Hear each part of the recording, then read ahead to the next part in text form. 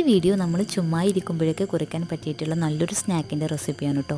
അപ്പോൾ ഇതിന് പ്രത്യേകിച്ച് ഇൻഗ്രീഡിയൻസിൻ്റെ ആവശ്യമൊന്നുമില്ല. നമ്മളെ വീട്ടിൽ എപ്പോഴും അവൈലബിൾ ആയിട്ടുള്ള റവ മാത്രം യൂസ് ചെയ്തുകൊണ്ടാണ് ഇത് റെഡിയാക്കി എടുത്തിട്ടുള്ളത്.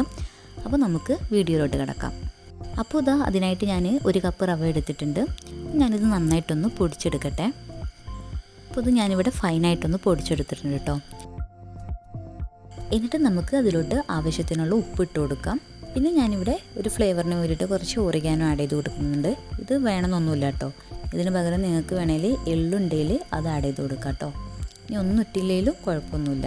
പിന്നെ നമുക്കിതിലോട്ട് കുറച്ച് വെള്ളം പാർന്നിട്ട് നന്നായിട്ടൊന്ന് കുഴച്ചെടുക്കാം. ഇത് നോർമൽ വാട്ടറാണ് കേട്ടോ. നമ്മുടെ ഈ ഒരു ചപ്പാത്തിക്കൊക്കെ കുഴക്കുന്ന ആ ഒരു പരുവം മതിയേ. ആ ഒരു പരുവത്തിൽ നന്നായിട്ടൊന്ന് കുഴച്ചെടുക്കാം.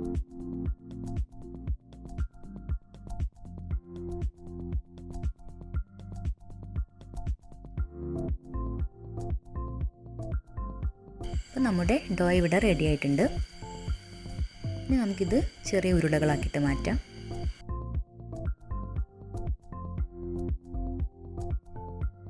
ഈ ഒരു സൈസിലുള്ള ബോൾസ് ആയിട്ടാണ് കേട്ടോ ഞാൻ മാറ്റിയിട്ടുള്ളത്.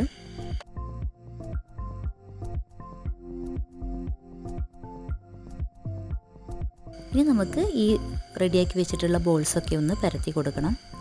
നമുക്ക് പൊടി തൂവി കൊടുക്കേണ്ട ആവശ്യമൊന്നുമില്ല കേട്ടോ. ഇതങ്ങനെ അങ്ങ് ഒട്ടിപ്പിടിക്കൊന്നുമില്ല. അപ്പോൾ നല്ല നൈസായിട്ട് തന്നെ ഒന്ന് പരത്തിയെടുക്കുക.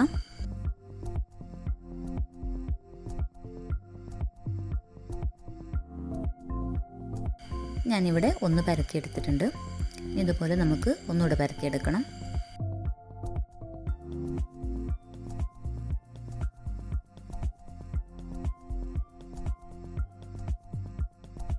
എന്നിട്ട് ഈ രണ്ടെണ്ണം ഒരുമിച്ച് വെച്ചിട്ട് നന്നായിട്ടൊന്ന് പരത്തി കൊടുക്കുക കേട്ടോ. എത്രത്തോളം തിന്നാക്കാൻ പറ്റുമോ അത്രത്തോളം തിന്നായിട്ട് നമ്മൾ പരത്താം കേട്ടോ.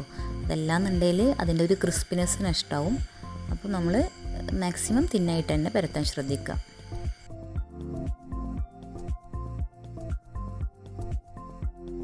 അപ്പോൾ ഞാനിതാ ഇവിടെ ഇത് രണ്ടും കൂടെ ഒരുമിച്ച് വെച്ചിട്ട് നന്നായിട്ടൊന്ന് പരത്തിയെടുത്തിട്ടുണ്ട്. ഇനി നമുക്കൊരു കത്തി വെച്ചിട്ട് ഇത് കട്ട് ചെയ്തെടുക്കാം.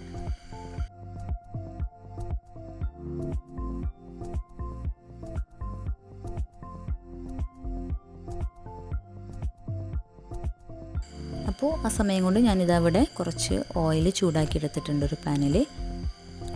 നമുക്കിത് ഓരോ പീസായിട്ട് ഇതിലോട്ട് ഇട്ട് കൊടുക്കാം. അപ്പോൾ എപ്പോഴും ഫ്ലെയിം സിമ്മിലാക്കിയിടാൻ ശ്രമിക്കുക കേട്ടോ. ഒരു 1-2 മിനിറ്റ് കൊണ്ട് തന്നെ ഇത് കുക്കായി കിട്ടും. അധികം സമയമൊന്നും വേണ്ട.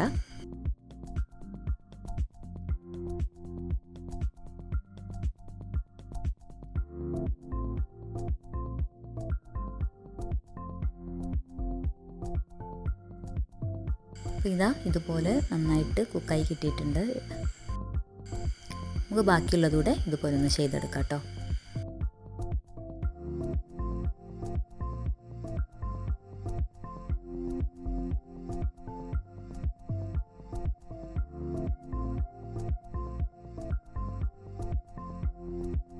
അപ്പോൾ ഇതാ ഇതുപോലെ നന്നായിട്ട് കുക്കായി കിട്ടിയിട്ടുണ്ട്.